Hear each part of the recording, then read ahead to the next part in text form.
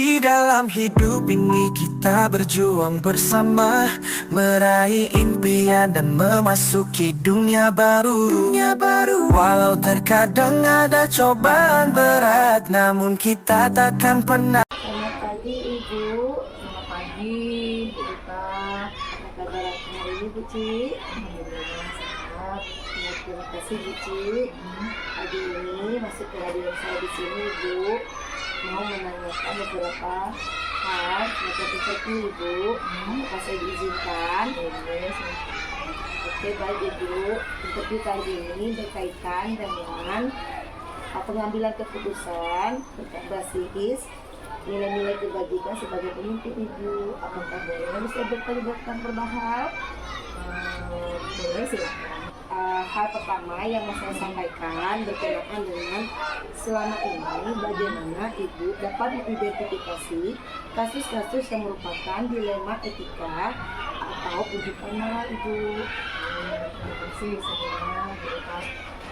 Selama menjadi kepala sekolah, saya terjun baru sebagai kepala sekolah.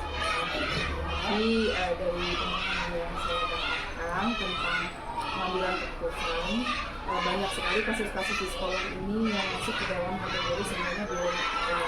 Artinya sebenarnya kasus-kasus itu seringnya itu adalah dua hal yang sama-sama benar. Nah, jadi secara moralnya, jadi saya harus memutuskan di antara dua hal yang benar ini mana yang bisa mewakili keputusan saya sebagai seorang kepala sekolah. Nah, cara mengidentifikasi biasanya saya melihat sejauh mana dampak dari kasus-kasus itu terhadap pembelajaran murid atau misalnya berdampak kepada guru itu sendiri.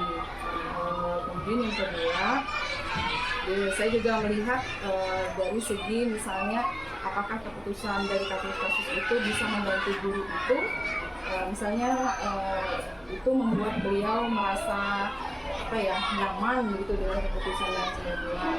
Kemudian yang berikutnya mungkin jika keputusan dari kasus-kasus itu tidak bisa saya putuskan, biasanya saya mengambil suara terbanyak dari rekan-rekan guru dan pendidik. Saya berdiskusi misalnya dengan cara keputusan yang paling benar ya, supaya saya inginnya keputusan yang sudah diambil itu bisa dilaksanakan oleh semua. Jadi keputusannya harus bersama ya. Baik Ibu. Sehingga selama ini bagaimana Ibu menjalankan pengambilan keputusan di sekolah Ibu, terutama untuk kasus-kasus di mana ada kepentingan yang sama-sama benar atau sama-sama mengandung nilai kebajikan. Biasanya keputusan yang saya putuskan jika itu sama-sama benar, saya melihat seberapa besar dampak dari akibat yang keputusan itu. Misalnya keputusan itu berdampak bagi orang banyak, saya tetap akan memilih yang benar dari keputusan orang banyak.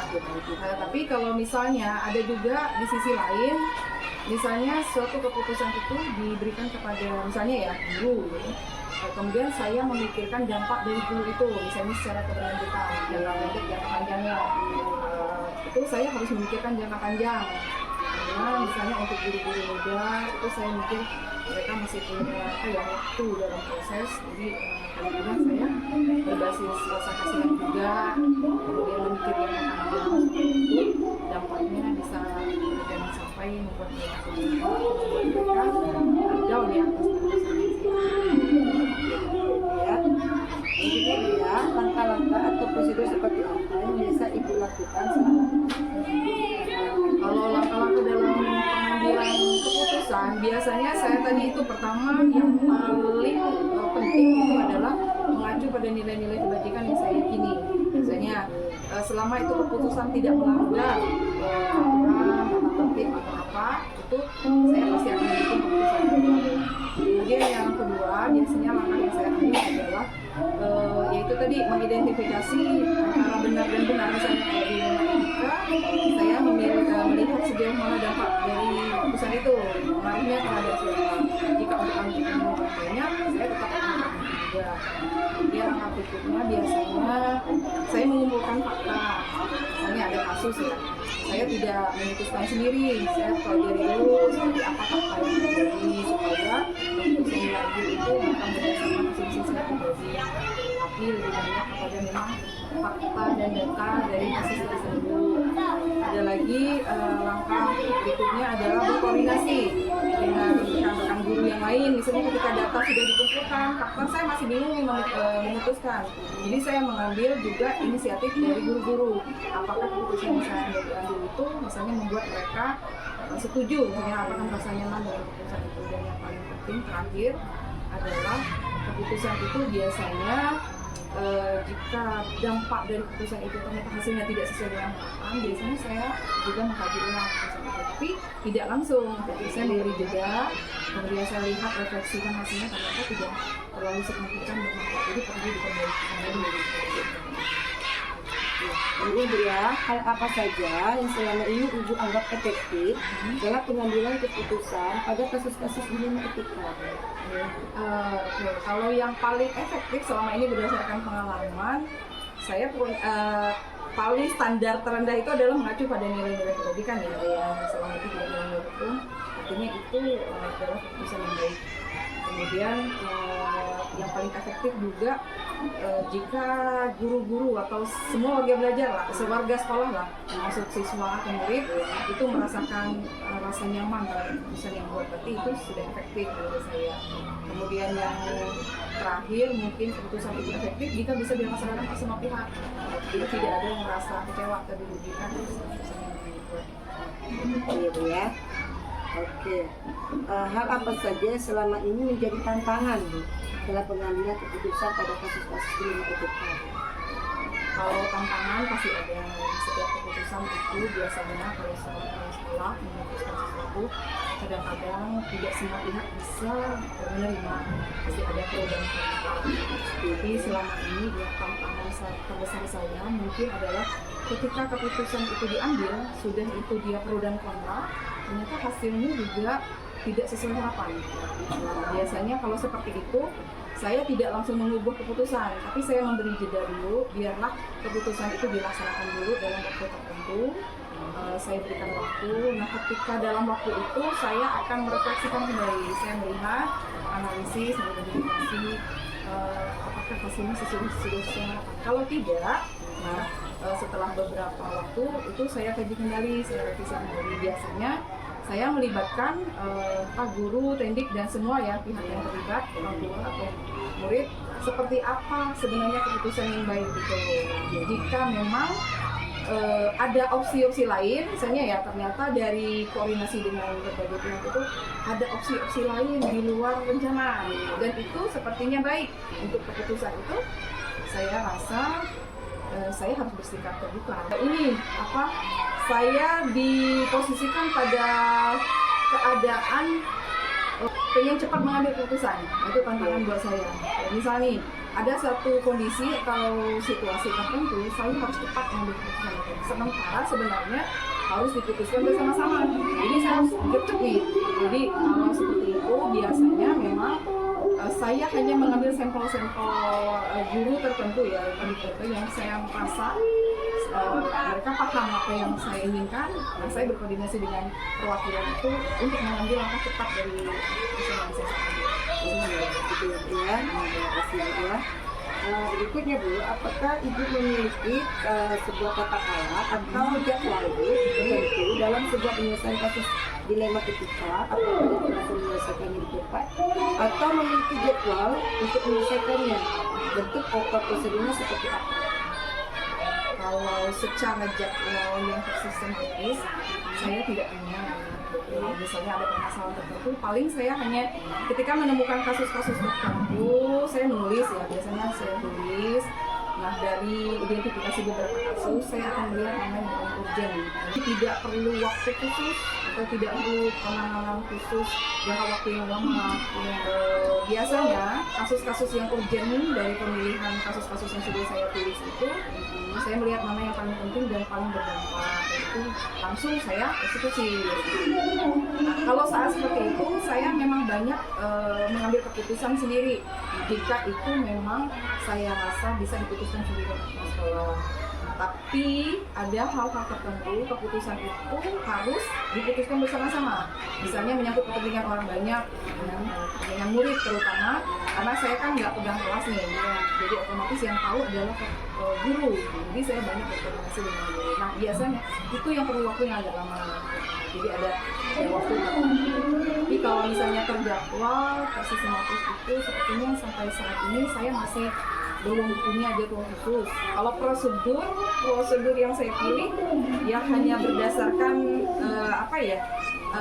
checklist penulisan yang urgent yang mana ya dari kasus-kasus itu, kemudian butuh waktu cepat atau lambat, kemudian siapa saja yang terlibat, kemudian seperti apa dampak dari keputusan ini. Adakah seseorang atau tokoh apa yang selama ini memperguna atau memperbantu ibu dalam mengambil keputusan dalam kasus-kasus dilema etika ibu? Kalau selama ini sampai saat ini saya masih menganggap bahwa jika permasalahan itu internal di dalam sekolah, saya biasanya jarang sekali berkomunikasi dengan pihak termasuk dinas pendidikan, walaupun sebenarnya itu urgent. Tapi biasanya saya selalu berkoordinasi dengan guru, pendik, dan siapapun keluarga bekerja sekolah dari itu pihak terlibat paling hanya pengawas. Itu yang tadi kebanyakan kalau masalah internal sekolah saya lebih banyak berbincang ke guru ya. Oke Bu, pertanyaan semua hal yang telah disampaikan ya, pembelajaran apa yang didapatkan dari pengalaman ibu dalam mengambil keputusan dilema etika tersebut? Ya, pembelajaran bagi saya sendiri ya, ketika ada kasus-kasus dilema etika sebagai seorang kepala sekolah yang paling penting adalah keputusan itu tidak berdasarkan asumsi pribadi. Jadi nggak sembarangan membuat keputusan, banyak pertimbangan. Nah biasanya kalau saya seperti itu, saya banyak menempatkan posisi jika saya menjadi orang tersebut, saya di mana ya? Isinya saya seperti itu. Kemudian saya juga bukan orang yang mudah menjudge ya. Maksudnya kalau melihat kasus itu saya selalu melihatnya dari sudut pandang yang berbeda-beda, tidak langsung poin apa yang terlihat itu yang saya hapuskan.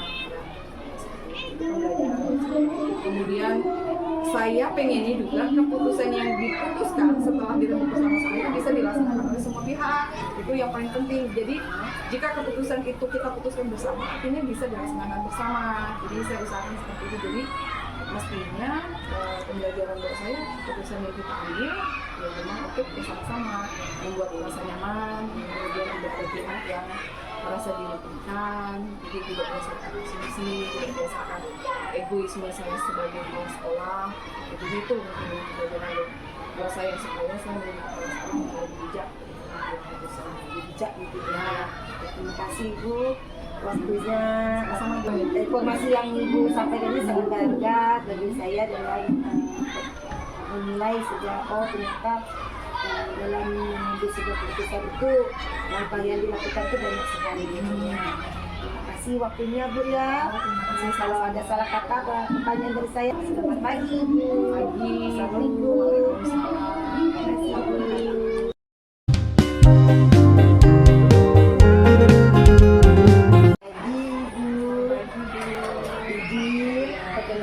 Nama saya Rita Agustina, saya CBP angkatan 2011 dapat itu Ibu.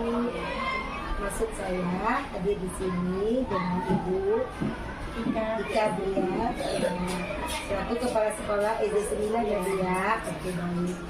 Kesempatan ini saya ingin mengajukan beberapa pertanyaan Ibu tentang pengambilan keputusan berbasis nilai-nilai kebajikan tentang kepemimpinan Ibu. Boleh saya izin wawancara Ibu? Oke, ada beberapa pertanyaan Ibu. Salah satunya, selama ini bagaimana Ibu dapat mengidentifikasi kasus-kasus yang merupakan dilema etika atau bukan moral Ibu?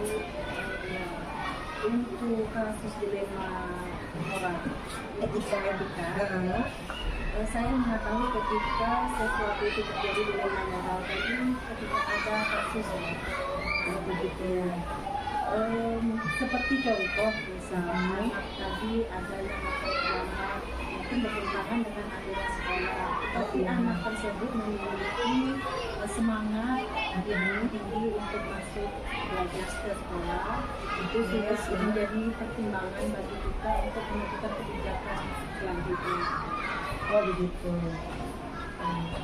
Jadi selama ini bagaimana para ibu menjalani pengambilan keputusan di sekolah ibu, terutama untuk kasus-kasus di mana ada dua kepentingan yang sama-sama benar dan sama-sama mengandung nilai kebajikan. Pertama saya menjalankan keputusan tadi itu kita komunikasi dulu. Itu kita komunikasikan dengan guru-guru yang seperti yang jelas kita komunikasikan dulu. Setelah itu kita cari sumber permasalahannya, Sumber masalahnya ya Bu ya. dan juga sharing anakku kenapa ini cerita Oh ya, sehingga cerita. kita tahu apa akar masalah dari anak tersebut. Oke, bisa. Oke, langkah-langkah atau prosedur seperti apa yang biasa Ibu lakukan selama ini? Yang pertama identifikasi. Oh ya, edukasi ya Bu ya. Oke, baik. Setelah itu setelah tahu masalah kita komunikasikan. Oke. Setelah itu kita cari solusi. Tapi di situ kita gimana kita bersikap. Tindak lanjut ya Bu ya. Oke, jadi kita konfirmasi ya Bu ya. Oke, untuk selanjutnya hal apa saja yang selama ini Ibu anggap efektif dalam pengambilan keputusan pada kasus-kasus dilema etika tersebut? Intinya komunikasi. Komunikasi ya Bu ya. Oke, hal apa saja yang selama ini merupakan tantangan dalam pengambilan keputusan pada kasus-kasus dilema etika? Tantangannya mungkin berhadapan dengan orang yang apatis. Oh oke, masa muda iya. Mungkin Bu. Oke, aku ya. Dari kartu ini kita butuh pendekatan personal. Oh iya, dia tahu ya. Dan juga perlu kita beri motivasi atau dukungan. Ibu, dua lagi pertanyaannya Bu ya. Apakah Ibu memiliki sebuah tata cara atau jadwal tertentu dalam sebuah penyelesaian kasus dilema etika ini? Apakah Ibu langsung menyelesaikan di tempat atau memiliki jadwal tertentu untuk menyelesaikannya?